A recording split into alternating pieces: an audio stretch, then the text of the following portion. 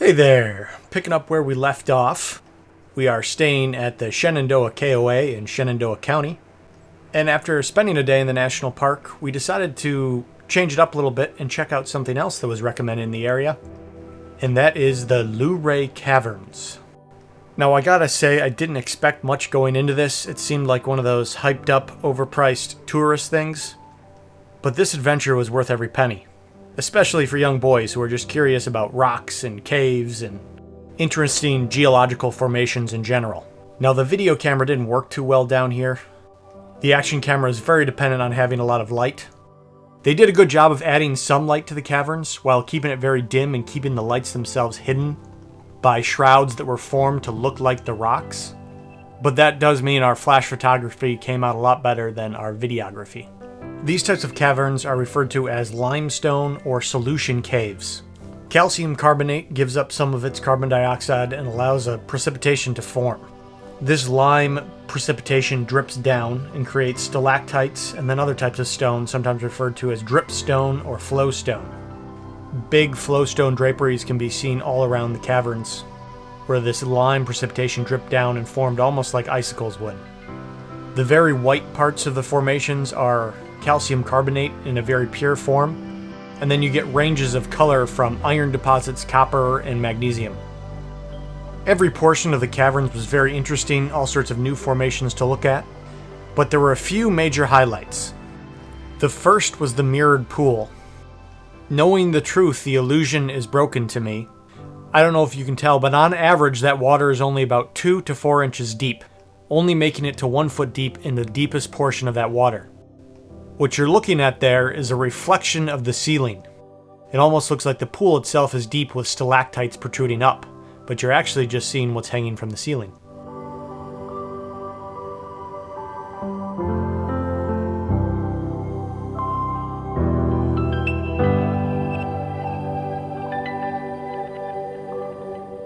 Moving on through the caves, we came up to the Great Stalactite Organ, which is an electrically actuated lithophone.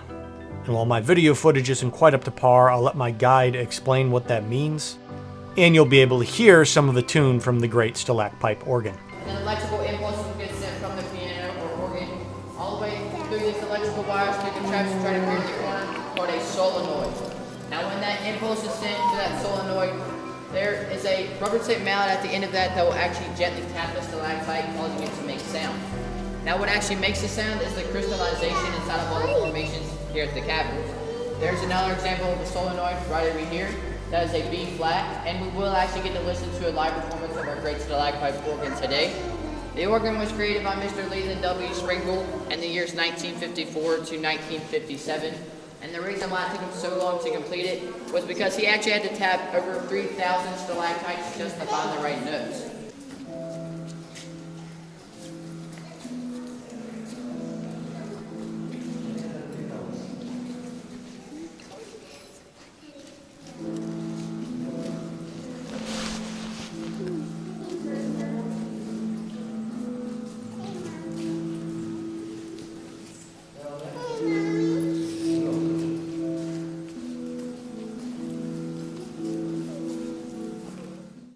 The overall effect was a very interesting, eerie sound. It wasn't really like an organ's vibration of wind through a tube. It was more like a deep wind chime that had just been hit with a little hammer. Towards the end of the tour, there is a sort of wishing well where you can throw in coins and all proceeds go to a charity that's listed above, and that changes every few years. The pool is a very interesting color, but the reason is disappointing. It's just from all the coins that have been thrown in, and there is no natural phenomena. This is something called the Fried Egg Rock Formation. It certainly was a curious shape, but compared to the 100-foot tall columns of dripstone, I thought it paled in comparison. And the coolest room, in my opinion, was the deepest point in our tour, where the cavern opened up to a very tall ceiling with some massive formations. It was very interesting being in the caverns. Even though it was cold outside, it was quite comfortable in the caves. And I expected the air to be musky and dank, but it actually breathed really well down there. So that was our adventure in Luray Caverns. I'm going to leave you with us as we trudge to the surface. But check back on our next one, where we'll be taking you to our next national park, the Great Smoky Mountains. Bye for now. This is cool. This is very cool. Awesome call, man. It's close. The extensiveness of it makes it totally worth it, you know. Yeah. Thought it was like you go down the one main area, you look around, you're like, okay, It was it's an cool, hour but and- it's like, and there's lakes and there's, you know, very cool.